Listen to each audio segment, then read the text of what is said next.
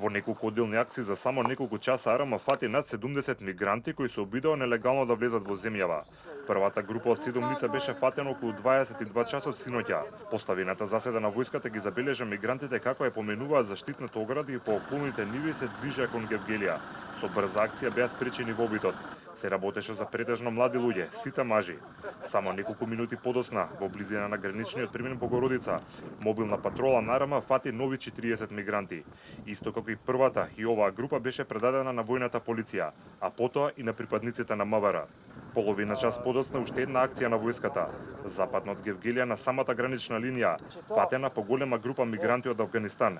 Беа 23, а меѓу нив имаше и жени и деца. Припадниците на АРМА крено професионално ги обезбедија, им дадоа вода, а војната полиција изврши детален претрес, бидејќи неретко некои од нив носат и ладно оружје. Жените ги претресоа припадничките на војната полиција, кои рамо до рамо служат со своите колеги од единицата.